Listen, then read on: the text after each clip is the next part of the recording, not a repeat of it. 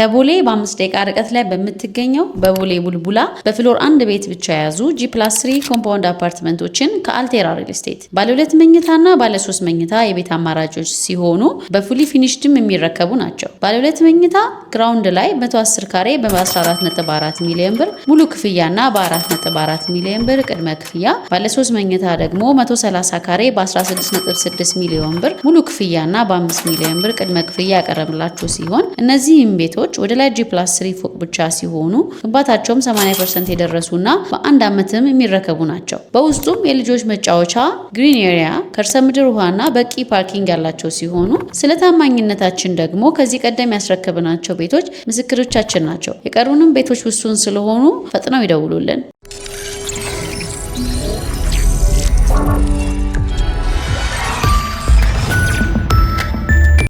ጤና ይስጥልኝ። ይህ አዋዜ ነው። የዕለቱን ዋና ዋና ጉዳዮች እናቀርባለን። በላይ በቀለ ነኝ። ከአሜሪካ ኤምባሲ በደረሰን መረጃም እንጀምራለን።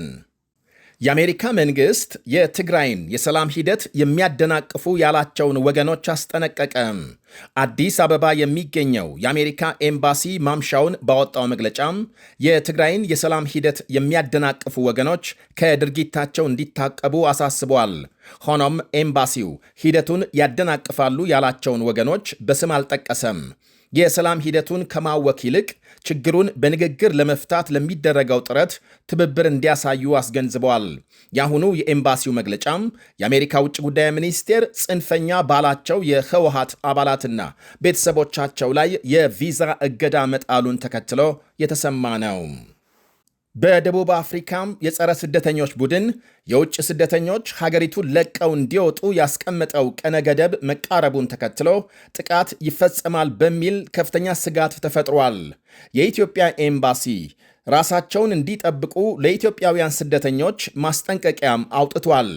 የጸረ ስደተኛ መሪዎች እስከ ፊታችን ማክሰኞ ስደተኞች ሀገር ለቀው እንዲወጡ ያስቀመጡት ቀነ ገደብ መቃረቡን ተከትሎ ጥቃት ይፈጽማሉ በሚል ከፍተኛ ስጋት የተፈጠረ ሲሆን መንግስትም የውጭ ስደተኞችን ከጥቃት እንዲከላከል የተለያዩ ወገኖች ጥሪ እያቀረቡ ናቸው። በቬንዙዌላም የመሬት ነውጥ የሞቱ ሰዎች ቁጥር 600 መድረሱ ተነገረ። ከ3000 በላይ መቁሰላቸው ታውቋል። በሀገሪቱ የክፍለ ዘመን ታሪክ ታይቶ ያልታወቀ በተባለው ከባድ የመሬት መንቀጥቀጥ አደጋም በህንፃዎች ፍርስራሽ ስር የተቀበሩ ሰዎችን የመፈለግ ሥራ ተጠናክሮ መቀጠሉ ይነገራል።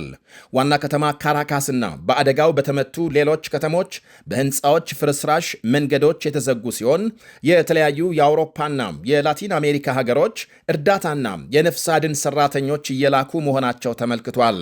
በአደጋው ከሞቱና የገቡበት ከጠፋ ሰዎች መካከል የውጭ ዜጎችም እንደሚገኙበት ሲነገር የስፔን መንግስት 3 ዜጎቹ እንደሞቱና 100 የሚጠጉ እንደጠፉ ገልጧል።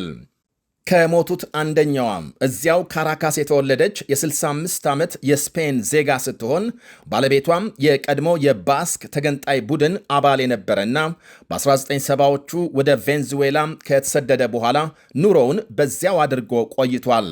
እርሱ በመሬት መንቀጥቀጥ አደጋው ሆስፒታል እንደሚገኝ ተነግሯል። የስፔን መንግስት የነፍስ አድን ሥራውን ለማገዝ የጦር አውሮፕላንና ወታደሮች መላኩን ይፋ አድርጓል። እንዲሁም 2 የብራዚልና 2 የቻይና ዜጎች በአደጋው መሞታቸው ሲረጋገጥ የጣሊያን ውጭ ጉዳይ ሚኒስቴር በበኩሉ 1 ዜጋው መሞቱን በማረጋገጥ በቬንዙዌላም ሰፊ የጣሊያን ማህበረሰብ በመኖሩ ምን ያህል ይሞቱ ይዳኑ ለማወቅ አዳጋች መሆኑን ገልጧል። የፖርቹጋል ውጭ ጉዳይ ሚኒስቴር ባወጣው መግለጫ ደግሞ 9 ዜጎቹ መሞታቸውን እንዳረጋገጠ አመልክቷል። በሺዎች የሚቆጠሩ ሰዎች የጠፉ በመሆናቸው ፍለጋው በአነፍናፊ ውሾች ጭምር ታግዞ እየተካሄደ መሆኑ ሲነገር የሟቾች ቁጥር በከፍተኛ መጠን ሊጨምር እንደሚችል የሀገሪቱ ባለሥልጣናት ገልጸዋል። የአሜሪካ ከፍተኛ ወታደራዊ አመራሮችም ቬንዙዌላ መግባታቸው ታውቋል።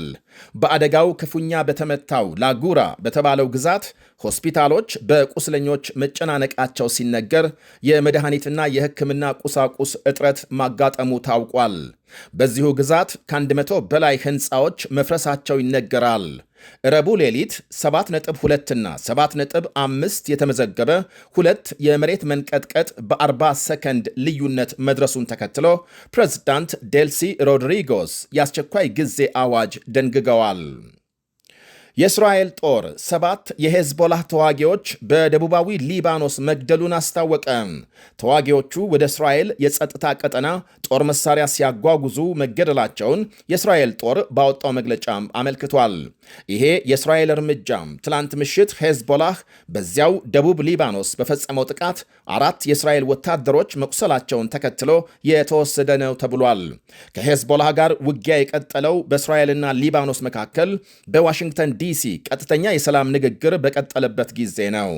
ሄዝቦላህ እስራኤል ደቡብ ሊባኖስን ለቃ ካልወጣች ምንም አይነት ስምምነት እንደማይቀበል ሲያስታውቅ፣ የእስራኤል ፖለቲከኞች በበኩላቸው የሀገራቸውን ወታደሮች ለአደጋ ያጋለጠ ያሉትን የሊባኖስ ዘመቻ አጥብቀው ይተቻሉ። ትላንት ምሽት አንድ የሄዝቦላህ ተዋጊ በህንፃ ስር ተደብቆ የእጅ ቦምብ በእስራኤል ወታደሮች ላይ መወርወሩን ዘገቦች አመልክተዋል። የእስራኤል ጦር በምላሹ በአካባቢው በሚገኙ የሄዝቦላህ ጣቢያዎች ላይ የአየርና የመድፍ ጥቃት መፈጸሙ ሲነገር፣ ዛሬ ጠዋት 7ቱን ተዋጊዎች መግደሉን ይፋ አድርጓል። ይህ በእንዲህ እንዳለ በጋዛ ከተማም ሐማስን በመቃወም ነዋሪዎች ሰልፍ መውጣታቸው ሲነገር፣ የሐማስ ታጣቂዎች ሰልፉን ለመበተን በዋና መንገዶች መሰማራታቸው ታውቋል።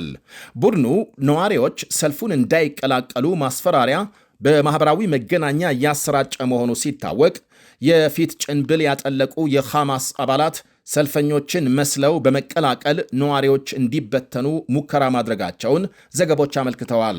ከዓመት በፊት በተመሳሳይ ጋዛ ሰርጥ ምግብ እንዳይገባ በመከልከሉ በምግብ እጦት የተሰቃዩ ነዋሪዎች ሐማስን በመቃወም ሰልፍ ማካሄዳቸው ይታወሳል።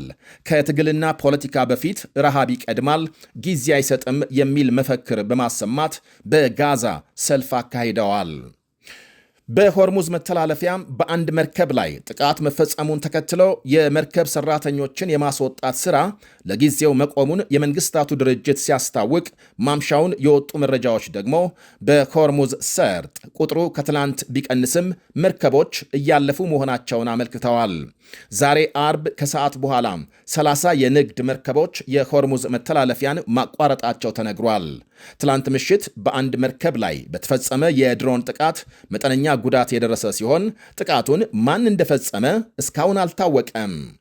ወደ ሌላ መረጃ ስናልፍ በፈረንሳይ የተከሰተውን ከፍተኛ ሙቀት ተከትሎ የፓሪስ ነዋሪዎች አልኮል እንዳይጠጡ ተከልክለዋል። ቢያንስ በሆስፒታል የተፈጠረውን ጫና ለመቀነስ ነዋሪዎች በሕዝብ መዝናኛ ስፍራዎች የአልኮል መጠጥ እንዳይወስዱ መንግሥት እገዳ መጣሉ ታውቋል። የአልኮል መጠጥ ገዝቶ መንቀሳቀስ ጭምር የተከለከለ ሲሆን ከሙቀቱ ጋር ተደምሮ ሰዎች እንዳይታመሙ ታስቦ እንደሆነ ተመልክቷል።